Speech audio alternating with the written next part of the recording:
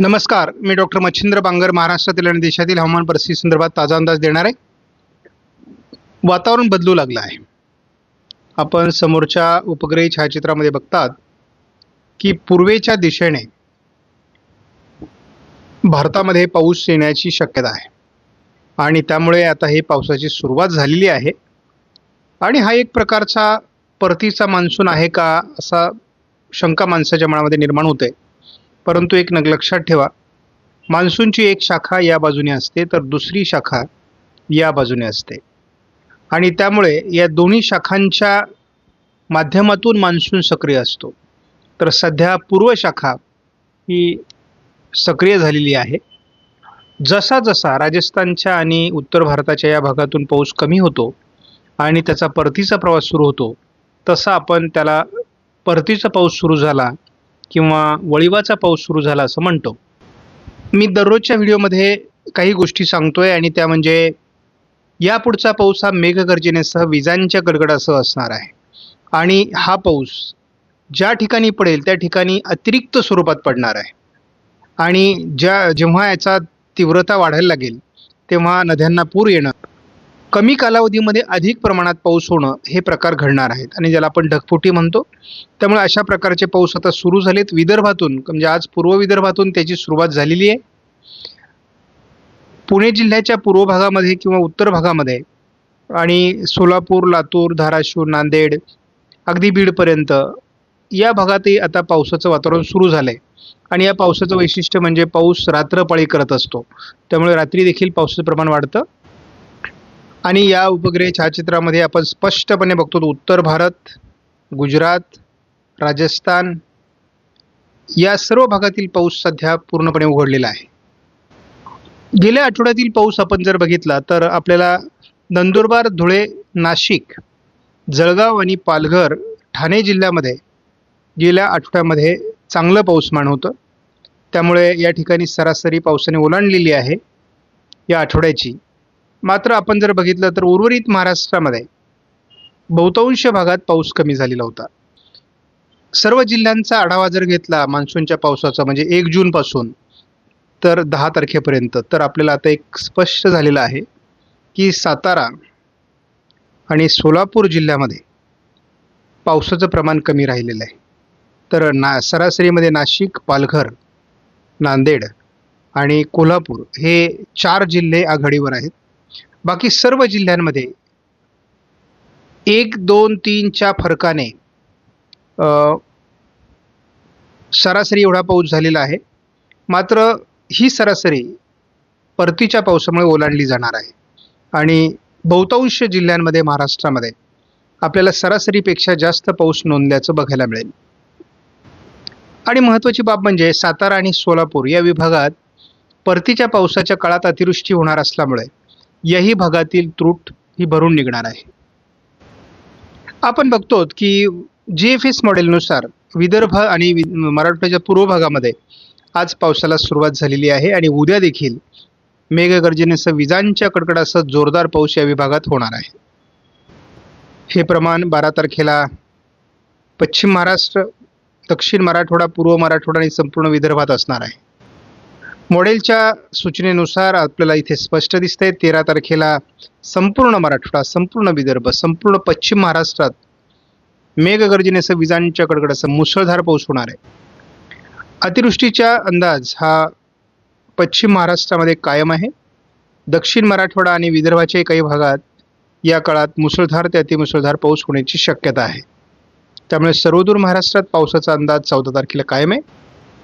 15 तारखेला एक क्षेत्र सातारा, पुणे, अहिल्यानगर, छत्रपती संभाजीनगर, बीड या भागात सरकण्याची शक्यता आहे. कोकण किनारपट्टीलाही या काळात मुसळधार पाऊस होईल. उर्वरित संपूर्ण महाराष्ट्रामध्ये जोरदार पावसाळी वातावरण असणार आहे. आपण बघतो की अहिल्यानगरलाही पाऊस कमी आहे आणि नाशिक पूर्व भागामध्ये, छत्रपती संभाजीनगरच्या पश्चिम भागामध्ये पाऊस कमी आहे. या ठिकाणी संपूर्ण भागात 14, 15 आणि 16ला मोठे पाऊस होणार आहेत. छत्रपती संभाजीनगर आणि जालना या सर्व भागामध्ये मोठे पाऊस होतील अहिल्यानगरच्याही पूर्व भागामध्ये पावसात जोर असणार आहे. संपूर्ण मराठवाड्यात पावसात जोर असेल. आपण बघतो पुन्हा पुन्हा मराठवाड्यावर अतिवृष्टीची परिस्थिती निर्माण होते. कोकणातही जोरदार पाऊस असणार आहे. महाराष्ट्रात खूप पावसाची शक्यता आहे. 19 तारखेलाही दक्षिण मराठवाडा, पश्चिम महाराष्ट्र, मध्य महाराष्ट्र, संपूर्ण कोकण तीव्र पावसाची परिस्थिती राहणार आहे आत्ताच्या अंदाजानुसार. आपण बघतो विदर्भ, मराठवाडा, शेतकरी कंटाळतील एवढा पाऊस होईल आणि परतीचा पाऊस हा नुकसानकारक असतो हे आपल्याला माहिती आहे. न्यूमेरिकल मॉडेल प्रिडिक्शन ECMWF मॉडेलच्या या व्हर्जनमध्ये एकत्रित स्वरूपाचा अंदाज आपण बघत असतो धावत्या स्वरूपामध्ये. आणि आपण या ठिकाणी बघतो की पावसाला आता कोणत्याही क्षणी सुरुवात होऊ शकते. स्थानिक स्वरूपाचं वातावरण कोणत्याही जिल्ह्यात कधीही तयार होऊ शकतं असं पोषक वातावरण तयार होतं आहे. आणि याची तीव्रता विदर्भ, मराठवाडा, पश्चिम महाराष्ट्र अशी वाढत जाऊन, कारण हा पूर्वेकडील वातावरण आहे आणि हे वातावरण हळूहळू महाराष्ट्र व्यापणार आहे. जशी जशी याची व्याप्ती वाढत जाईल तसं पावसाचं प्रमाण आपल्याला जाणवणार आहे. साधारणपणे हा अंदाज आपण केवळ 16 तारखेपर्यंत संध्याकाळी घेत असतो. तर आपण बघतो संपूर्ण महाराष्ट्रामध्ये जोरदार पावसाळी परिस्थिती 13, 14, 15, 16 असण्याची शक्यता आहे. शिवाय बंगालच्या उपसागरातही अनुकूल वातावरण तयार होत असल्यामुळे सातत्याने पावसाचं वातावरण टिकून ठेवण्याचं काम बंगालच्या उपसागराच्या दक्षिणी भागातील कमी दाब करणार आहे. मॉडेलमध्ये जरी पाऊस दाखवला जात नसला तरी देखील स्थानिक स्वरूपाचं वातावरण ठिकठिकाणी आता तयार होऊ शकतं. कारण आज नाशिक जिल्ह्यामध्ये, पुणे जिल्ह्यामध्ये, सोलापूर जिल्ह्यामध्ये पाऊस झाल्याची माहिती उपलब्ध आहे. त्यामुळे आता पावसाचं वातावरण पुढे वाढत जाणार आहे. आपण बघतो की पूर्व विदर्भ, पूर्व मराठवाडा, पश्चिम महाराष्ट्र या ठिकाणी याची शक्यता अधिक आहे. 12 तारखेपासून पावसाची तीव्रता वाढणारे मुसळधार पाऊस विदर्भाकडून सुरू होतील. 13 तारखेला खऱ्या अर्थाने पावसाचा प्रभाव महाराष्ट्रात जाणवणार आहे. संपूर्ण विदर्भ, संपूर्ण मराठवाडा, पूर्व पश्चिम महाराष्ट्र या ठिकाणी खूप पाऊस असणार आहे. 14 तारखेला पश्चिम महाराष्ट्रातील आणि दक्षिण कोकणातील अतिवृष्टी अजून तरी कायम आहे. 15 तारखेला कोकणात अतिवृष्टीची शक्यता कायम आहे. मध्य महाराष्ट्र आणि पश्चिम महाराष्ट्रात याचा प्रभाव राहणार आहे. आणि पुन्हा पुन्हा मी एक वाक्य उच्चारत असतो ते म्हणजे मे महिन्यात ज्या ठिकाणी पाऊस झालेला आहे त्या ठिकाणी परतीचा पाऊस अधिक होईल. शिवाय जिथे अतिवृष्टी झाली होती तिथे याही काळात अतिवृष्टीची शक्यता आहे. 16 तारखेला हे वातावरण उत्तर कोकण आणि उत्तर महाराष्ट्रात, मध्य महाराष्ट्र, उत्तर मराठवाड्याकडे सरकण्याची शक्यता आहे. 17 तारखेला पुन्हा याचा मराठवाड्यावर आणि पश्चिम विदर्भावर प्रभाव वाढण्याची शक्यता आहे. 18 तारखेला मात्र महाराष्ट्रातील प्रभाव थोडा हलकासा कमी होईल. थोडा पूर्व मराठवाडा आणि विदर्भात राहण्याची शक्यता आहे पाऊस. 19 तारखेला हलकंसं वातावरण मराठवाडा विदर्भात राहील. 20 तारखेला पुन्हा नवीन पावसाचा फेज सुरू होईल.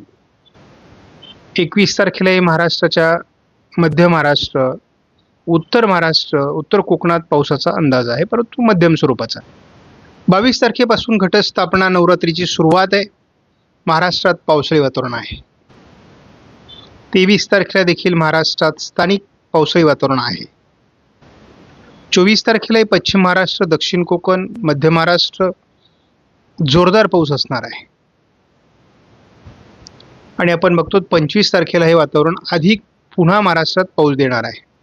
म्हणजे नवरात्रीमध्ये देखील महाराष्ट्रात मोठे पाऊस होऊ शकतात. शिवाय बंगालच्या उपसागरात वातावरण अधिक पोषक असल्यामुळे या पावसाला बळ मिळणार आहे. ECMWFच्या मॉडेलच्या एकत्रित अंदाजामध्ये अजूनही महाराष्ट्रात अतिवृष्टीचे वातावरण कायम आहे. मात्र अतिवृष्टीची तीव्रता आता सध्याच्या अंदाजानुसार कोकणात वाढते आहे. उद्यापासून संपूर्ण विदर्भ, बहुतांश मराठवाडा आणि पश्चिम महाराष्ट्रात देखील पावसाळी वातावरणाची शक्यता वाढते आहे. आणि एक लक्षात घ्या, हा वळिवाचा पाऊस आहे, मेघगर्जना आहे. त्यामुळे संपूर्ण परतीच्या पावसाची लक्षणं याच्यामध्ये आहेत. त्यामुळं कुठल्याही प्रकारची जीविताला किंवा आपल्या जनावरांना इजा होणार नाही. विजा पडल्या तर त्याच्यापासून नुकसान होणार नाही याची सगळ्यांनी काळजी घ्या. निवाऱ्याला जनावरं बांधा आणि स्वतः उघड्यावर थांबू नका. पावसाचं वातावरण विदर्भ, मराठवाडा 12 तारखेला सुरू होणार आहे. मुसळधार पाऊस काही विभागात दरम्यानच्या काळात होईल. बंगालच्या उपसागरातून महाराष्ट्रावर येत असलेल्या चक्राकार स्थितीचा प्रभाव महाराष्ट्रामध्ये 13 तारखेपासून सुरू होणार आहे. याचं केंद्र सोलापूर मार्गे आहे. त्यामुळे सोलापूर, सातारा, सांगली, लातूर, धाराशिव, बीड, अहिल्यानगर, पुणे या जिल्ह्यांमध्ये आणि नंतर नाशिक जिल्ह्यामध्ये, ठाणे जिल्ह्यामध्ये आणि छत्रपती संभाजीनगरमध्ये पावसाचं प्रमाण अधिक राहणार आहे. अतिवृष्टीचा प्राथमिक प्रभाव हा सिंधुदुर्ग आणि रत्नागिरी या जिल्ह्याला देखील बसण्याची शक्यता आहे. साताराच्या आणि पुण्याच्या बहुतांश भागात अतिवृष्टी असू शकते. आपण हे जे वातावरण बघतो ते नाशिक सहित पुणे आणि साताऱ्याच्या भागात आहे, अहिल्यानगरच्या पश्चिमी भागात आहे. आणि पुढे जाऊन अहिल्यानगर आणि नाशिक पूर्व, बीड आणि अहिल्यानगरच्या भागात, छत्रपती संभाजीनगरच्या भागात याचा प्रभाव राहणार आहे. 15 तारखेला या चक्राकार स्थितीचा प्रभाव कमी होईल, परंतु उत्तर महाराष्ट्रात पावसाचा अंदाज आहे. 16 तारखेला महाराष्ट्रात सर्वदूर पावसाची शक्यता आहे. 17 तारखेला महाराष्ट्रात बहुतांश भागात पाऊस दाखवला जातोय. 18 तारखेपासून मात्र हे वातावरण थोडं पूर्वेला सरकण्याची शक्यता आहे. महाराष्ट्रातलं पावसाचं प्रमाण कमी होऊ शकतं. मात्र 19ला पुन्हा स्थानिक वातावरणाची शक्यता वाढते. 20 तारखेला थोडं विदर्भाच्या दिशेने पावसाचं प्रमाण अधिक असेल. 21 तारखेला उत्तर महाराष्ट्र, नाशिक, छत्रपती संभाजीनगर आणि अहिल्यानगर, बीड भागात पावसाचं प्रमाण अधिक राहण्याची शक्यता आहे. 22ला कोकण किनारपट्टीत पावसाचं प्रमाण अधिक राहील. 23लाही स्थानिक वातावरण आहे महाराष्ट्रामध्ये आणि हे स्थानिक